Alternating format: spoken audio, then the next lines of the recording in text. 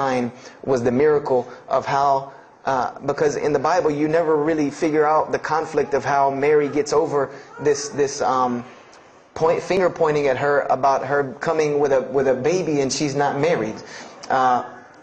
There's no real into that. There's no real defense for her from this in the New Testament. But the Quran is so explicit and so clear that Jesus' first miracle was to speak from the womb, to speak as a baby and defend the honor of his mother. Something that you cannot deny. Something that you cannot deny about her, who Mary was, when you have this baby speaking on her behalf. So I would say I read the Quran entirely in 3 days. But that first night, after I had made it through Surah Al-Imran, my heart was already given to this book. I didn't know what it meant to be a Muslim. I didn't know how to be a Muslim. I didn't even know what that meant. But I knew that whoever it was that followed this book, I wanted to be like these people. I wanted to be like the people that I read about in this book. These were people I could follow. These were prophets. This was a book of guidance. And this was something that the book is calling and appealing to me. That if you don't believe in this book, you never see that. I've never seen this in any other scripture. The direct challenges that are in the Quran, that if you don't believe this book is true, put it to the test. Put it to the test. And this was something that was so astounding to me, that God is telling you over and over again, if you don't believe this is the truth, test it. Bring me something else like it. Test it. Put it to test. If it was written, if there was more than, all of the analogies about God, everything was so logical, so rational, so reasonable in my mind that it was like 2 + 2 = 4, and that was it. There was no 1 + 1 + 1 = 3, egg, yolk, water, fight. There was none of that foolishness. The Quran was very direct and very straightforward in its teachings. So I gave my heart to Islam that night in my living room reading the Quran. And I cried and cried, that I had been looking for the truth all this time, had searched all this way, and it was right across the street. Right across the street from my house. And so I went back on Monday to accept Islam and ask these Muslims where in the world they've been all this time. And I go, ready to go in there and do my thing, and I go and the masjid is locked. And because they only came on Fridays and for Isha during that time, and I didn't know. So I said, okay, I guess I have to come back on Friday. Because every time I passed by the masjid after that, it was always locked. So I came back on Friday and I took my shahada, and as they say, the rest is history.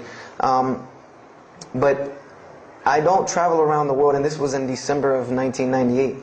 I don't travel around the country and the world telling my story, just for the entertainment value. Even though I've been told it does have some entertainment value, I don't tell it for that person for sure. If that was the only reason, then you could just get it off of YouTube and it was the same exact story. I'm going to finish with this, and I hope you can give me 10 more minutes, inshallah, to tell you why I go around telling my story. I tell my story to let everyone realize that there are millions and millions of people just like me.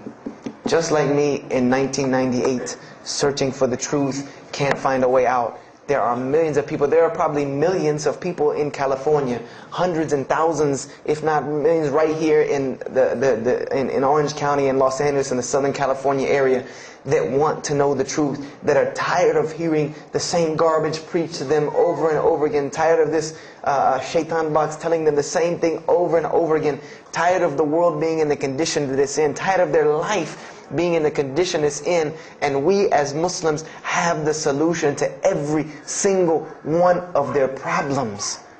And guess where we keep it at? Right here inside the masjid. Right here inside the masjid, we have all of this truth. We have the solution to every problem in the world.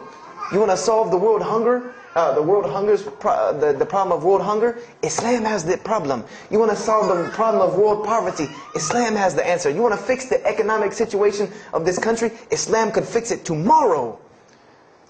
And this was in an op-ed piece in the Washington Post. In the Washington Post, there was an op-ed piece that the two markets that are falling apart in this country are investments and housing.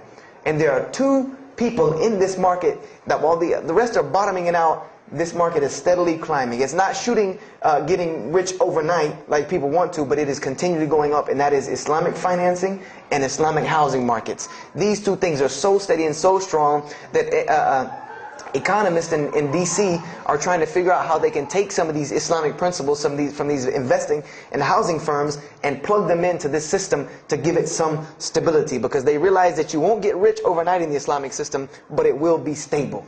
It will be something that will give stability. So they are starting to find out that Islam has the answer and the solution to their problems. But we already know this. We already know this, that we can solve every world problem with Islam, would put it into it. But the problem is, we're hiding it from the people. Unfortunately, willingly or unwilling, knowingly, unknowingly, we are hiding this from the people. And there's a statement in the Quran and that Allah warns the Jews about what they did with their religion. And it is a statement that is left in the Quran for us, that verily those who conceal the evidences and the clear proofs, after we have made it clear for them in the book, they are those who are cursed by Allah and cursed by those who curse, unless they repent and reveal that which they have been concealing. Those I will accept their repentance, because I am the one who accepts it, the most merciful. We have become guilty just the same way the Jews have of hiding the truth about their religion. When they saw the Prophet Muhammad ﷺ, they knew the truth and wanted to hide it. People, we know the truth about Islam, and we are hiding it. We as Muslims are running around begging Allah for dignity and honor and help, when He has already given it to us in this deen. Everything that a Muslim could ever want has already been given to him in this deen of Islam. Anything that you ask Allah for, there is an account set up for you to go take it out of. You just got to find it where it's at. And any of you, I'm not going to go through the ayahs for they're too long, but if you want to know the solutions to every one of your problems in this world and the hereafter, just go read Surah Al-Saf, ayah 10 through 13. Very, very easy solution. If I had the time, I would read them to you, inshallah. But we have the cure to every disease in the world. And we're not giving it to the people. And I want to use this as a parable, because I really want this to hit home with you. Let's say, what is your name, brother? Abdullah, mashallah. Let's say me and Abdullah are best friends. We're brothers in deen, we're roommates. And we've been roommates for years and years and years. And let's say brother Abdullah has contracts an illness, a disease that is one of the most painful diseases that any human being can ever go through in his life. And it's not something that is going to kill him quick. Let's say this disease is going to suffer and fester with Abdullah and make him not be able to eat, sleep, nothing. He's just miserable all the time. When I come home in the evening, he's rolling around on the floor in pain. And let's say I know him in this condition, and let's say one day I come across the cure for his disease. Someone tells me that if you give this to Abdullah or anyone like him, he will be instantly cured and he will never suffer again. And let's say I take that and put it in my pocket, and I don't give it to Abdullah.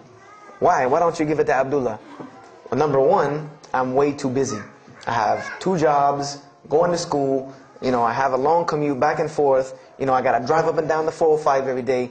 I don't have time to give Abdullah this medicine, man. If he wants the medicine, he'll go get it himself. I don't have time, I'm really busy. Number 2, I'm not a doctor. I should not be prescribing Abdullah medicine, and I'm not knowledgeable in medicine. He should, if he wants help, he should go see a doctor. I'm not a doctor. Number 3, Abdullah's, please forgive me, but Abdullah's kind of stubborn. He doesn't really listen very well. He probably, he's kind of set in his ways. So even if I tell him this medicine is good for him and it'll cure him, he probably wouldn't even take it anyway. So why waste my time? Do any of these excuses sound familiar? And let's say I don't give this medicine to Abdullah and he dies.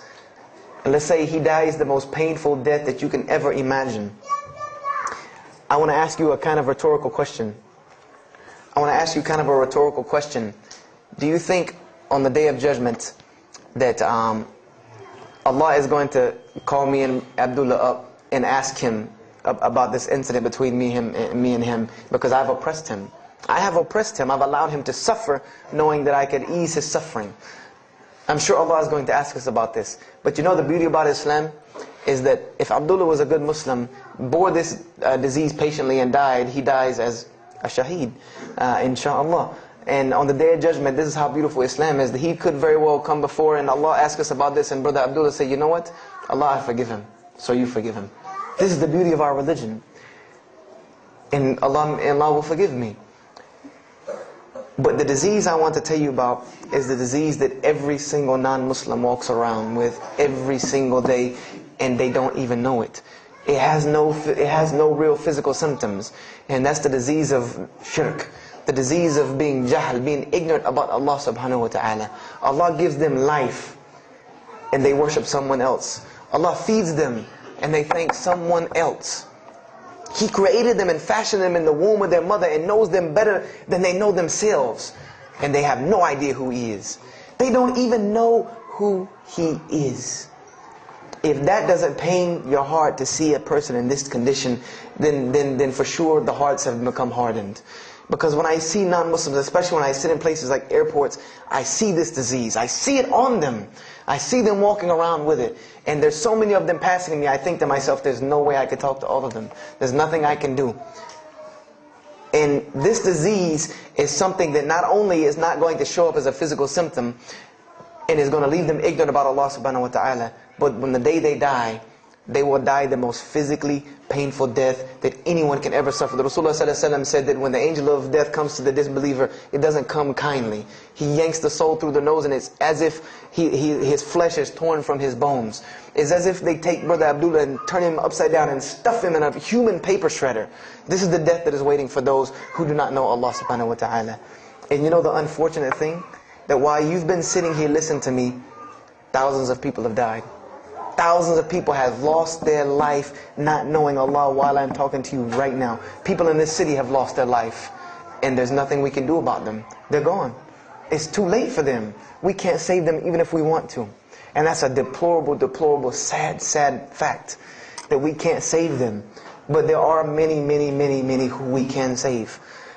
And that all that takes is us taking this light of Islam we have and showing it to the world. There's a statement in the Bible, and I finish with this. Whether Jesus alayhi salam said this or not, doesn't matter, because this statement is one of the most profound statements that has been somewhat of a focus for me in my mission of da'wah. It is said that no one would bring a candle into his home and then place a bucket on top of it, because then no one would benefit from the light. No, if someone would bring a candle in their home, they would set it on the table in the middle of the room so that everyone could benefit from this light. And unfortunately, the Muslims of this generation, we are a bunch of candles with buckets on top of it. No one can see our light. No one can see the beauty of Islam in it. Believe me, if you don't see it, believe me, take it from someone who was once standing on the outside looking through the window at that light. It is one of the most beautiful things you can ever lay your eyes on. It is a treasure to be found of treasures. And everyone else can see this, and they will see this if we show it to them. If we allow Islam to be Islam. If we start becoming Muslims, meaning that the best form of da'wah that you can do to this world is very, very simple. It's not complex. It doesn't take a 10-hour workshop, even though some of the details do. But if you want to know the way, the best way to do da'wah is for Muslims to be Muslims.